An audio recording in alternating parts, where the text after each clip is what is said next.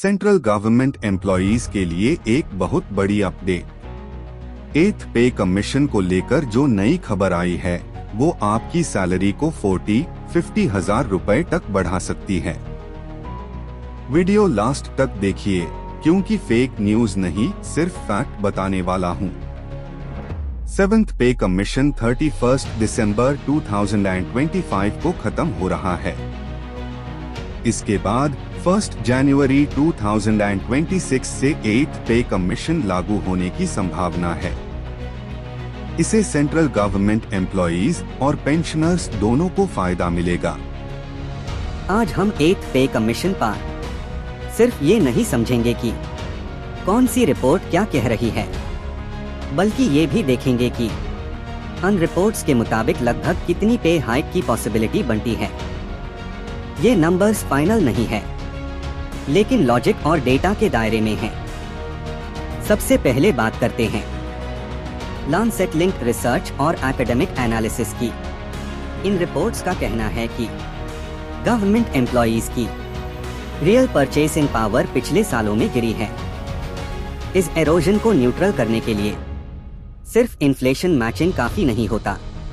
इस कैटेगरी की रिपोर्ट्स के लॉजिक के हिसाब से अगर सिर्फ परचेसिंग पावर रिस्टोर करनी हो तो बेसिक पे में कम से कम 30 से 40% का करेक्शन जरूरी होता है।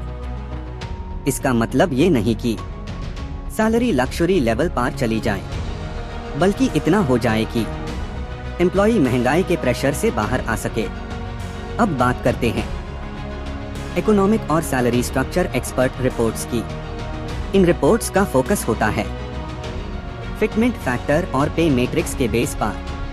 एक्सपर्ट्स ये मानते हैं कि 7th पे कमीशन के बाद सैलरी ग्रोथ ज्यादा टारगेट ड्रिवन रही, बेसिक ड्रिवन नहीं। इस स्ट्रक्चरल इम्बैलेंस को ठीक करने के लिए इन रिपोर्ट्स के मुताबिक बेसिक पे में लगभग 40 से 50% का इफेक्टिव जंप रीजनेबल माना जाता है। ये जंप एक बार का होता है ताकि फ्यूचर इंक्रीमेंट्स और पेंशन स्ट्रॉन्ग बेस पार चले। अब बात करते हैं मीडिया और फाइनेंशियल एनालिसिस रिपोर्ट्स की। मीडिया रिपोर्ट्स यूजुअली कंजर्वेटिव होती है क्योंकि वो गवर्नमेंट की फिस्कल कैपेसिटी को भी देखती है। इस कैटेगरी की रिपोर्ट्स के मुताबिक 8th पे कमीशन से ओवरऑल ग्रोस सैलरी इंपैक्ट लगभग 50 से 70% के रेंज में हो सकता है।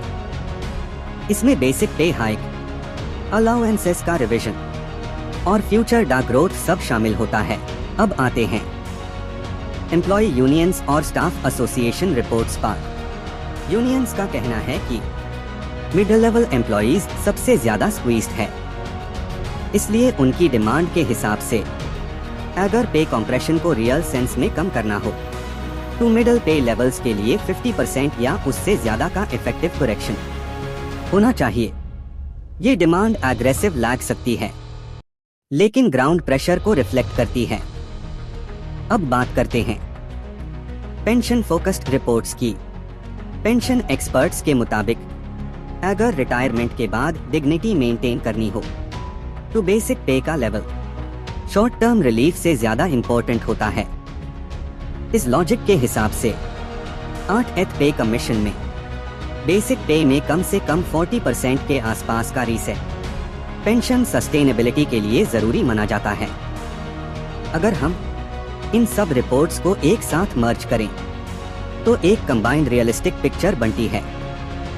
बेसिक पे हाइक इफेक्टिव लगभग 40% से 55%, ओवरऑल ग्रोस सैलरी इंपैक्ट लगभग 50% से 70%। ये रेंजेस अलग अलग एम्प्लॉय लेवल्स पर थोड़ा ऊपर नीचे हो सकती है, लेकिन एक बात बिल्कुल क्लियर है, अगर हाइक 30% से नीचे रही तो वो सिर्फ इन्फ्लेशन एडजस्टमेंट होगी, और अगर हाइक 40% या उससे ऊपर गई तो वो रियल करेक्शन मानी जाएगी।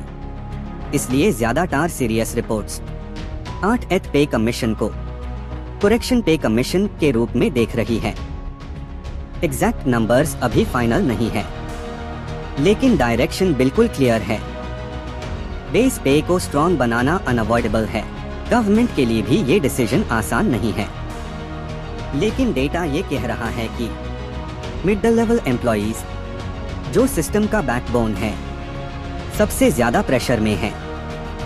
इसीलिए 8th पे कमीशन को सैलरी हाइक के एंगल से नहीं, सैलरी डिग्निटी के एंगल से देखा जा रहा है। आज कोई ये नहीं कह रहा कि एग्जैक्ट सैलरी कितनी होगी, लेकिन ये जरूर कहा जा रहा है कि पुराना मॉडल अब काम नहीं कर रहा, और जब मॉडल काम नहीं करता तो रिवीजन नहीं, रीथिंक की जरूरत होती है। अगर आपको ऐसे ही सच बेस्ड प्रेशर फ्री एनालिसिस पसंद है तो चैनल को सब्सक्राइब करना एक रिक्वेस्ट नहीं, एक